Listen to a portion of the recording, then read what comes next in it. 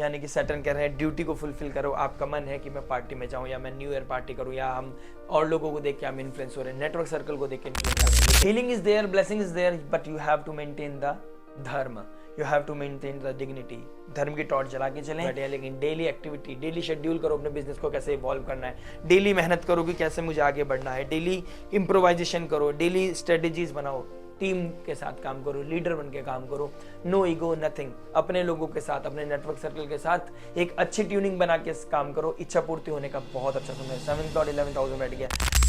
जय श्री कृष्ण दोस्तों, आप सभी का स्वागत है वैदिक असला जी यानी आपके अपने लाइफ जीपीएस में। आज हम बात करेंगे वीकली हॉरोस्कोप 22 ऑफ दिसंबर से लेकर 29 ऑफ दिसंबर। एक्वेरियस लगन और मून साइन, अगर आपका कुंभ लगन है, कुंभ चंद्र राशि है, अगर चंद्र राशि है तो 7.5 चल रही होगी। 2024 ने बहुत कुछ सिखाया है।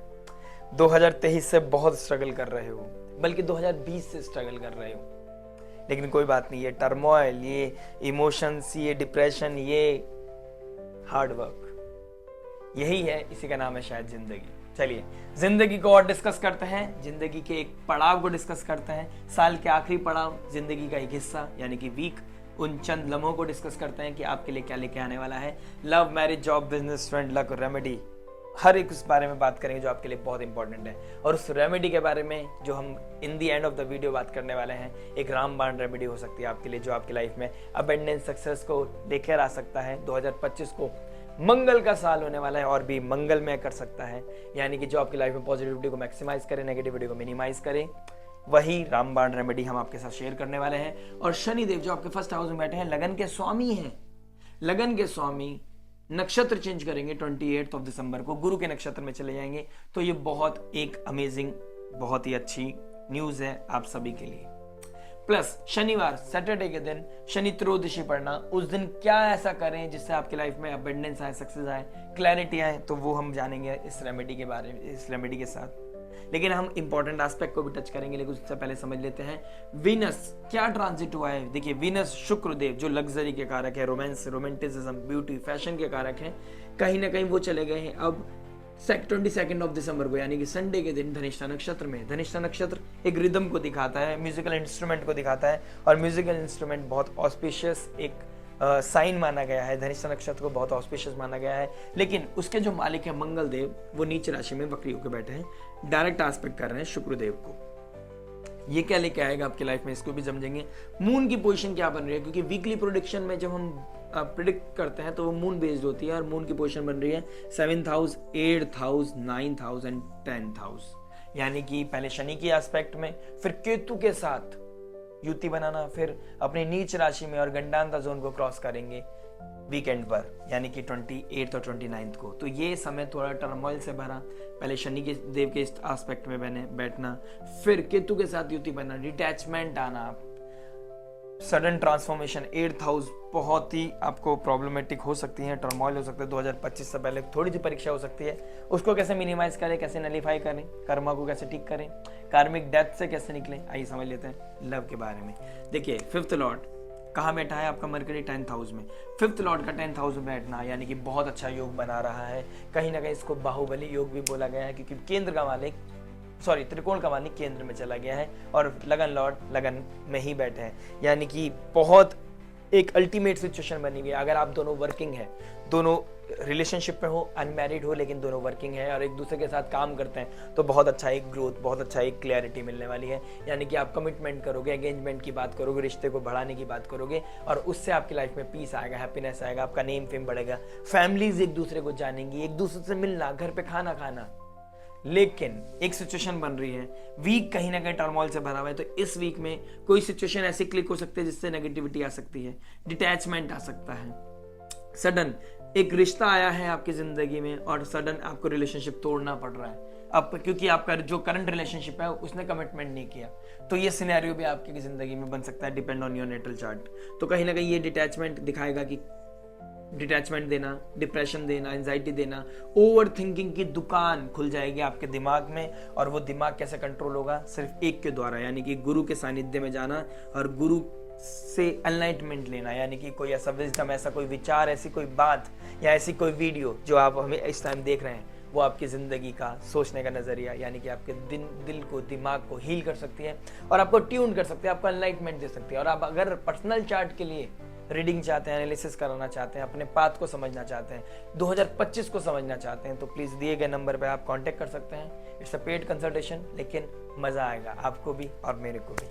मिलते हैं पर्सनल कंसल्टेशन में, लेकिन फिलहाल गोचर को समझ लेते हैं, जान लेते हैं आपके लिए क्या बता रहा है। देखिए, डिटैचमेंट आना, कहीं ना कहीं सेपरेशन होना, this is very very much on cards. और कहीं ना कहीं मरकरी 10,000 में, अगर आप दोनों वर्किंग है तो बहुत अच्छा है। और अपने पार्टनर को, अगर आप कमिटमेंट का कोई दिक्कत नहीं है, लॉयल्टी का कोई दिक्कत नहीं है, ट्रस्ट इश्यूज नहीं है, तो अपने काम में, अगर आप बिजनेसमैन, अपने काम में इंडल्ज करना, अपने काम में इन्वॉल्व करना, स्काई इज द लिमिट, यानी मजा आएगा। लेकिन कोई इस वीक में कोई प्रैक्टिकलिटी हिट करेगी आपको, क्या नाम है, स्ट्रिक्टनेस देखने को मिलेगी, कोई चैलेंजेस आएंगे, डिप्रेशन, एंजाइटी, ओवर थिंकिंग हो सकती है, फैमिली में कोई स्ट्रगल आ सकता है, ट्रबल आ सकता है, ठीक है।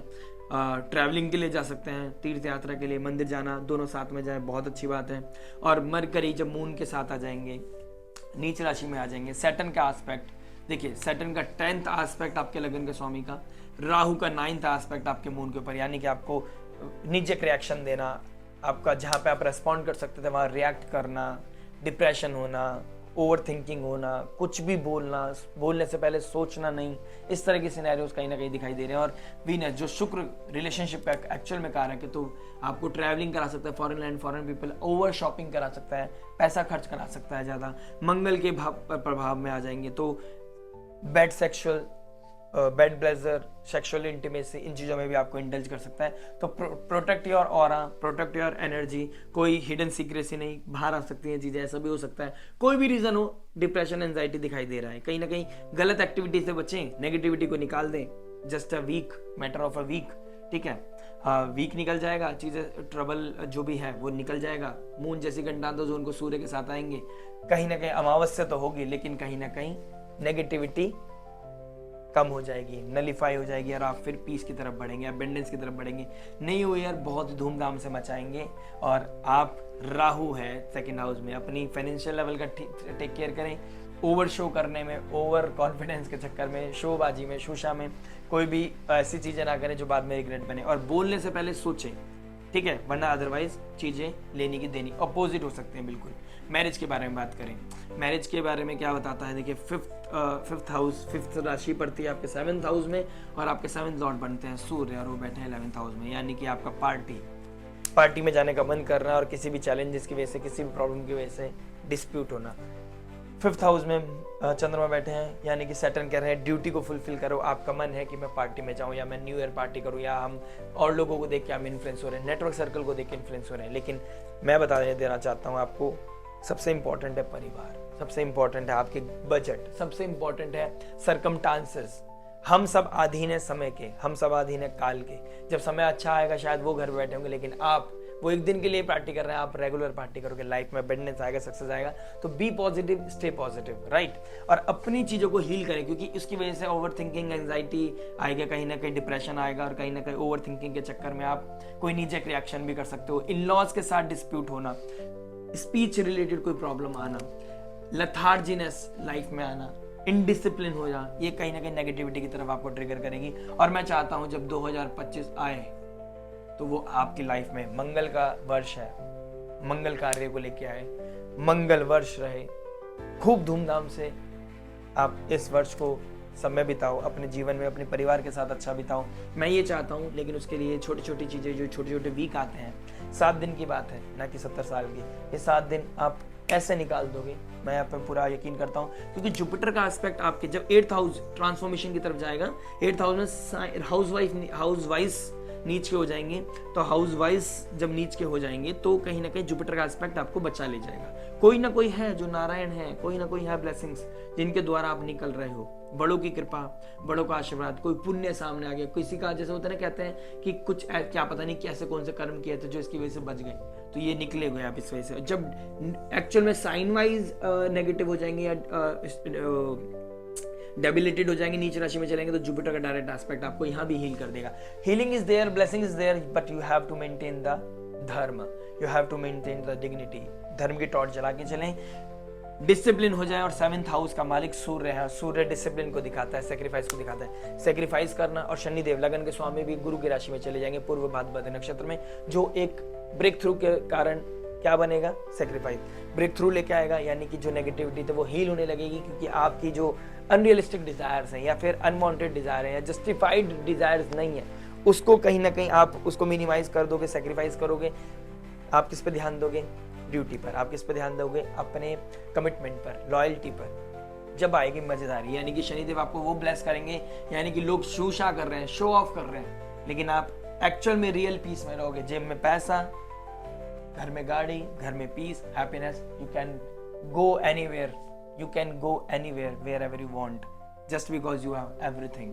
परिवार, पैसा, सुकून और समय सब आपके कंट्रोल में होगा, क्योंकि समय काल के जो कारक हैं वो आपके लगन के स्वामी है और आपके फर्स्ट हाउस में बैठे हैं। और 7th हाउस में वो देख रहे हैं कि आप अपनी मैरिड लाइफ में कितना रिएक्शन कर रहे हो, कब आप कंट्रोल कर रहे हो खुद को, कब आप सेक्रीफाइस किया। हर सेक्रीफाइस का हिसाब होगा, हर सेक्रीफाइस को आपको उससे ब्लेस किया जाएगा। मार्क माई वर्ड, 2025 आपको ब्लेसिंग्स की तरफ लेके जाएगा। अगर आपने अभी चीजें क्रिटिकल नहीं की, अभी अपनी स्पीच को कंट्रोल कर लिया, इन लॉज कैसे भी है उनका कर्म उनके साथ, आपने बस अपनी ड्यूटी फुलफिल करनी है, रेस्पेक्टफुली उनके आदर सम्मान करते हुए आगे बढ़ना है। और सूर्य पार्टी करनी है ना, अपने घर बुला लो, घर नहीं बुला सकते कुछ ऐसा रास्ता निकाल लो, मतलब सेक्रीफाइस करो। ऐसे मत करो कि मैं ये चाहती हूँ बस ऐसे होगा। ईगो के कारक है सूर्य, ईगो दे सकते हैं और उसकी वजह से क्लेश हो सका, क्लेश होगा, ईगो क्लैश होगा, और वो चीज अच्छी नहीं है। Depressive mind set, depressive mind state होना, डिप्रेसिव सिचुएशन बनना, एंजाइटी, ओवर थिंकिंग और फिर क्लेश आपके हाथ में है। फ्री विल आपके हाथ में है, आपको किस तरफ जाना है। सेक्रीफाइस में पेन है, लेकिन आने वाले टाइम में सुकून है। इस मोमेंट में अगर आप इस तरफ जाते हैं कि मुझे अभी पार्टी करनी है, नो मैटर व्हाट, आगे देख लेंगे, तो फिर ठीक है, लेट इट बी। डिपेंड कर देगा, क्या पता आपके साथ कुछ नेगेटिव ना हो, मेरी बात पूरी गलत हो जाए, और मैं चाहता हूँ कि ऐसा ही हो कि मेरी बात गलत हो जाए। आपके जो विचार हैं, आप सुख ही रहें, आप समृद्धि रहें। बस लाइक शेयर सब्सक्राइब करके नोटिफिकेशन घंटी बजाना मत भूलें, क्योंकि मेरा जो हार्ड वर्क है बस आप यही कर सकते हैं। मैं जो वैल्यू प्रोवाइड कर रहा हूँ, आपका सपोर्ट, आपका आशीर्वाद, बस यही चाहिए और कुछ नहीं।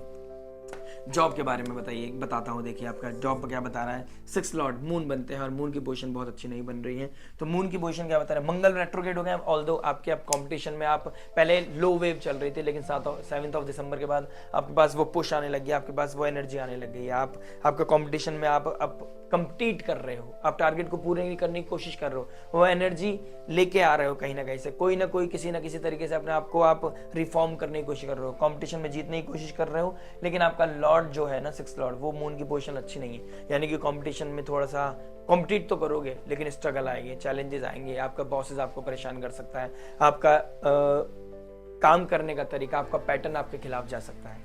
कोई भी किसी भी तरह के शॉर्टकट में ना जाए, मेहनत करें, पूरी डेडिकेशन दिखाएं, क्योंकि शनि देव आपके लगन में बैठे हैं, आपको प्रोटेक्ट तो कर रहे हैं, लेकिन आपने जैसे ही शॉर्टकट लिया या कर्म से दूर भागे, हार्डवर्क से दूर भागे, वहीं पे आपका डाउनफॉल शुरू हो जाएगा। और मून की पोजीशन भी बहुत प्रॉब्लमेटिक बनी हुई है, यानी कि वीक, थोड़ा ट्रबलिंग है, थोड़ा अपना ध्यान रखें, टेक केयर करें और अपने नेटवर्क सर्कल के साथ एक अच्छा इमोशंस के साथ, एक अच्छी ट्यूनिंग के साथ अपने कार्य को एक अच्छे इमोशंस के साथ, अच्छी ट्यूनिंग के साथ अपना कार्य करते चले जाएं, डेडिकेशन के साथ, किसी तरह का इल्यूजन नहीं, किसी तरह की कंफ्यूजन नहीं, बस अपना एक ही डेडिकेशन होना चाहिए कि काम करने समय काम होना चाहिए।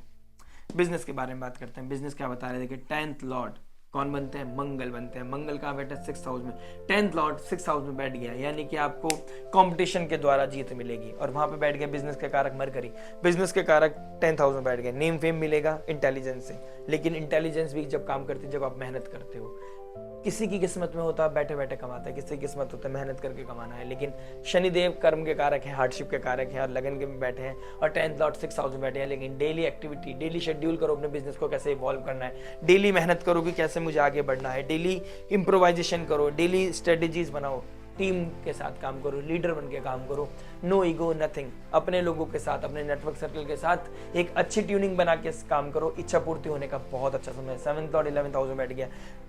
देखिए मारक घर का मालिक मार्क हाउस में बैठ गया, आपको गेंद दे सकता है, इच्छा पूर्ति दे सकता है, यकीन मानिए आपके लाइफ में अबंडेंस सक्सेस आ सकता है। बिजनेस ग्रो करने के बहुत अच्छे चांसेस हैं, लेकिन ग्रो करने से पहले रियलिटी चेक भी होगा, एंजाइटी भी आएगी, पेन भी होगा, क्योंकि हर्डल्स आ रहे हैं, काम करने में थोड़ी सी दिक्कत आ रही है। वो परेशानी को झेल लिया, उसको चैलेंज को ओवरकम कर लिया। सर्दी लग रही है, लिहाज आपने क्या नाम है जिसको बोलते हैं हम चादर से निकलने का मन नहीं कर रहा है, वो अगर कर लिया, उस मोमेंट को अगर हरा दिया, तो आपकी लाइफ में sky is the limit. Student के बारे में बात करते हैं। देखिए आपका 5th लॉर्ड कहाँ बैठे हैं, मरकरी 10th हाउस में। 5th लॉर्ड का 10th हाउस में बैठ जाना यानी कि नेम फेम बढ़ा रहा है, आपकी वाक शक्ति बहुत अच्छी हो रही है, लेकिन इस वीक में थोड़ा कंट्रोल करें, ओवर कॉन्फिडेंस में नहीं आना है। राहु 2nd हाउस में बैठे हैं, यानी कि अपनी चीज़ों को पहले सोचें फिर तोलें और फिर बोलें। ऐसा ना हो कि आपके बोली से किसी का दिल टूट जाए, किसी को क्षति पहुंच जाए। किसी की डिसरिस्पेक्ट नहीं करनी है, सब्जेक्ट मैटर एक्सपर्ट की हेल्प लेनी है, कहीं भी फंस जाओ। और गुरु का सम्मान आपके सम्मान को बढ़ा देगा। डेडिकेशन, हार्डशिप, अपना determination towards your studies, towards your goal आपको नेम फेम देके जाएगा। और राहु आपको वो शाइन करा के देगा जो आपने एक्सपेक्टेशन भी नहीं रखी होगी। लक और रेमेडी की बात करते हैं फाइनली। देखिए लक क्या बता रहा है, आपका 7th लॉर्ड जो भाग्य का मालिक है वो 12th हाउस में बैठ गया, यानी कि foreign land, foreign culture, foreign travel के लिए जा रहे हो, थोड़ा पुश करना पड़ रहा है। मून की पोजीशन अच्छी नहीं है, यानी कि वीक बहुत सुंदर नहीं जाने वाला। ओवर थिंकिंग करोगे, कहीं ना कहीं ओवर एक्सपेंडिचर्स, वीज़ा रिलेटेड कोई प्रॉब्लम आ रही थी, वहाँ पर टेंशन होना, किसी के साथ जाने का है लेकिन वो टेंशन दे रहा है, कोई ना कोई प्रॉब्लम, हर्डल्स आ रखी है। इस तरह की प्रॉब्लम से बचने के लिए देवी की स्तुति करें, वीक अच्छा रहेगा। ट्रैवलिंग, कोई तीर्थ यात्रा आपको सुखद समाचार दे सकती है, आपको नेगेटिविटी को हील कर सकती है। और रेमेडी बताता हूँ, रेमेडी देखिए शनिदेव की त्रयोदशी, शनिवार के दिन नीडी लोगों की हेल्प करना, एजुकेशन के लिए डोनेशन करना, कहीं ना कहीं ब्लड डोनेट करना सैटरडे के दिन बहुत अच्छा हो सकता है आपके लिए। और पीपल के पेड़ के नीचे दीपक जलाना, शनि चालीसा पढ़ना या शनि मंत्र चैंटिंग करना, नीलांजम समभासम रविपुत्रम यमागर्जनम छाया मातृधन संबुद्धतम नमामि शनिचरम। नीडी लोगों की हेल्प करना, अंडर प्रिविलेज लोगों का पेन को समझना, उनको अंडरस्टैंड करना, उनको कुछ डोनेट करना, ऐसी कोई चीज़ जो उनके लॉन्ग टर्म तक काम आए। ठंड का समय है, कोई शॉल देना, कोई कपड़े देना, कोई न्यू जैकेट देना, जो देना प्लीज़ न्यू देना, क्योंकि अगर आप पुराना किसी से नहीं ले सकते तो पुराना देने की हिम्मत भी मत रखिए। डिपेंड करता है पॉकेट पे भी, लेकिन पॉकेट आज की डेट में इतना सस्ता हो गई है चीज़ें कि आप कहीं से भी चीज़ें लेके आ सकते हैं और नई चीज़ें ऑफर कर सकते हैं, किसी को डोनेट कर सकते हैं। विथ सेल्फलेस डोनेशन आपकी लाइफ में प्रॉस्पेरिटी, अबंडेंस, सक्सेस लेके आएगा। और गुरु बैठे हैं आपके 4th हाउस में, पीस में, यानी नारायण की चिंतन करना। यानी सैटरडे को तो मैंने रेमेडी बता दी, लेकिन डेली बेसिस पे क्या करोगे, हनुमान चालीसा पढ़ो अगर कंपटीशन की प्रॉब्लम आ रही है, सरस्वती मंत्र चैंटिंग करो अगर फाइनेंशियल लेवल नहीं समझ पा रहे हो, अगर बजट को नहीं समझ पा रहे हो, अगर पीस चाहिए, हैप्पीनेस चाहिए, बस शांति चाहिए, तो नारायण भगवान का चैंटिंग, ओम नमो भगवते वासुदेवाय, या हरे कृष्ण कृष्ण कृष्ण हरे हरे, हरे राम राम राम हरे हरे। आशा करते हैं वीडियो आपको पसंद आया होगा। लाइक शेयर सब्सक्राइब करके अपना आशीर्वाद, अपना सपोर्ट करना, अपना प्यार देना मत भूलिएगा। बड़ों का आशीर्वाद, छोटों का प्यार चाहिए, और बाकी सब राधे राधे। मिलते हैं नेक्स्ट वीडियो में। टिल देन नमस्ते, हरि बोल।